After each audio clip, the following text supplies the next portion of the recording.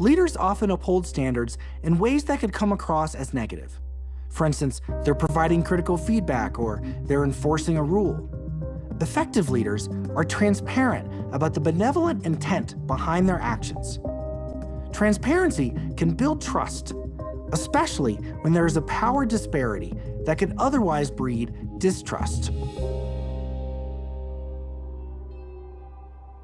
It's hard. It's uncomfortable when leaders keep pushing us to grow and learn. That's why the great mentors tap into a deeper source of motivation. They appeal to something meaningful, a sense of purpose. Fundamentally, as a species, we care that other people think of us as someone who makes a contribution. This goes back deep in our evolutionary history. The way you survive after being an infant when you're taken care of or a young child is to show the rest of the group that you bring something to the table.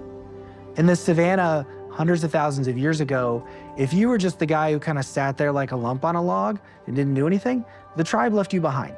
They're like, we're not hunting tigers for you anymore, see you later. Contribution is core to social survival and the sense of status and respect we have. And when you appeal to a sense of purpose, you're tapping into that deep, fundamental source of motivation.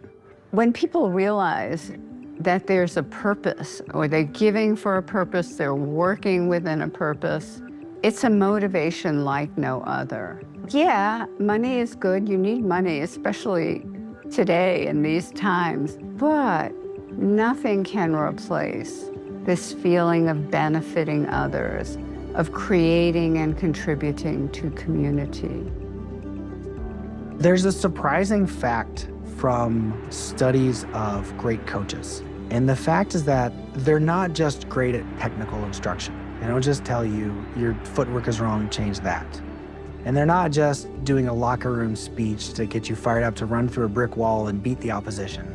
What they're really trying to do is give you a mental commitment to dedicated training when no one's watching and when no one's telling you what to do. Are you doing the right stuff? Are you monitoring how you're improving? So there's a stereotype of the great coach, right? The Bobby Knight that's throwing chairs and choking everybody, and that's what it takes to have high performance. And that's starting to change.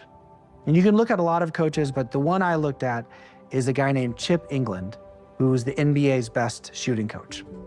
When a young NBA player is drafted in the lottery, one of the top picks, often they're at the top of their game and they have a high opinion of themselves. They don't want to hear upon hello that their shot is bad and has to change. And so there's a trust issue. Before Chip England can push you to improve your shot, he's got to get you to trust that his feedback is coming from an honest place of care and concern. And he does it in a way where it's clear that he's on their side. The average length of a player being in the NBA is 3 years. If you want to not just take care of yourself, but you want to take care of your family, then you're going to have skills that will play well in the NBA after your physical skills decline. You can't run as fast, you can't jump as high. And those skills usually involve outside shooting, or at least being a threat of being an outside shot. Tweak your shot, give it a tune-up, build on your strengths, so that way you're prepared as your skills change to add value to not just your team, but any future team who might want you. A player's obviously motivated by a huge contract, but if you just got drafted, it doesn't make sense to put all those skills at risk by messing with your shot.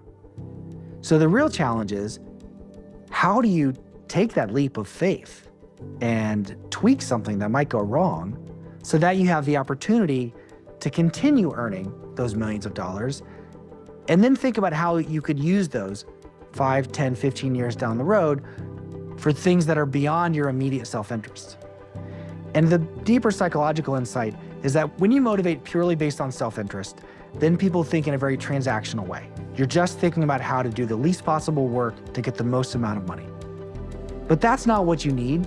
You want them to be dedicated to their craft. And that kind of internalized motivation that goes beyond direct supervision and coercion is really where excellent performance comes from. And as a leader, you're not going to get that if you're only thinking in this very short-term transactional way, where a person is most likely going to cut corners to maximize dollars and minimize effort. You could characterize the way Chip motivates players to continue to improve, to put in the tedious effort to improve, as appealing to a sense of purpose. We sometimes call it a self-transcendent sense of purpose. And you're not appealing just to your short-term self-interest. You're appealing to the meaning you have in life as a person because of the contribution you're making to others who you care about.